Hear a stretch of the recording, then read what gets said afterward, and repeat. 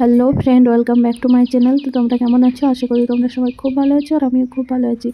তো আজকে আমি বানাবো আমসত্ত্ব। তো দেখো আমি এখানে আমসত্ত্ব বানানোর জন্য পাকা আম নিয়ে নিয়েছি। তো দেখো আমি কিভাবে আমসত্ত্বটা বানাই।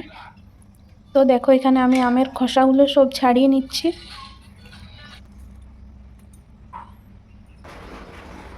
তো এখানে আমার খোসাগুলো ছাড়ানো হয়ে গেছে। তো দেখো এখানে আমি এবারে ভালোভাবে আমের পাল্পটা বার করে নেব। তো দেখো আমি কিভাবে বার করছি।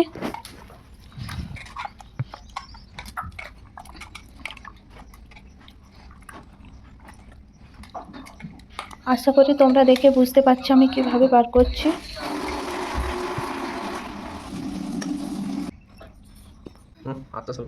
তো দেখো এখানে আমার আমের পাল্পটা বার করানো হয়ে গেছে। তো এবারে এটার মধ্যে আমি পরিমাণ মতো চিনি দিয়ে দিচ্ছি। তো চিনিটা দেওয়ার পর ভালোভাবে আমি মিশিয়ে নেব।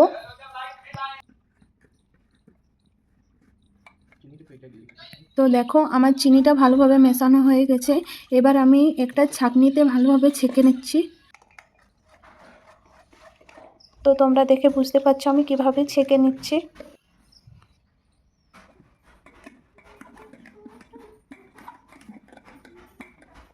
তো দেখো আমি ভালোভাবে ছেঁকে নিয়েছি।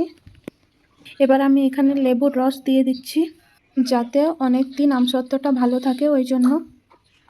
তোমরা চাইলে ভিনিগারও দিতে পারো। তো দেখো এখানে আমি গ্যাসটা জ্বালিয়ে নিচ্ছি। এবার কড়াইটা বসিয়ে দিলাম।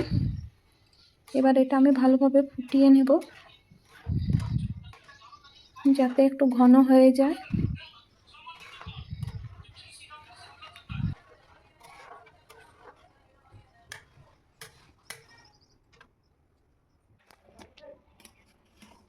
এবার আমি কালারটা চেঞ্জ হওয়া তক্ক ভালোভাবে ফুটিয়ে নেব, আর একটু ঘন হওয়া তক্ক। তো দেখো এখানে হয়ে গেছে, তোমরা দেখে বুঝতেই পারছো।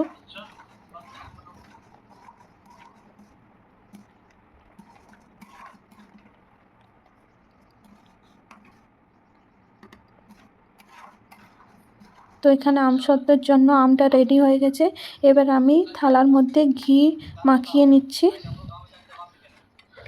তো দেখো আমার ঘি মাখানো হয়ে গেছে। তো এবারে আমি আমের পুরো পাল্পটা ঢেলে নিলাম থালার মধ্যে। তো এবারে এটা আমি দুদিন ধরে ভালোভাবে রোদে শুকিয়ে নেব। তো দেখো এখানে আমার আমসত্ত্ব রেডি হয়ে গেছে। তো দেখো কত সুন্দর হয়েছে আমসত্ত্বটা। তো তোমরা দেখে বুঝতেই পারলে আমি কিভাবে আমসত্ত্বটা বানিয়েছি। তো চলো আজকের মতো এই পর্যন্তই। যদি ভালো লেগে থাকে ভিডিওটা তো একটা লাইক, কমেন্ট, শেয়ার করে দিও। টাটা, বাই বাই, সবাই ভালো থেকো, সুস্থ থেকো।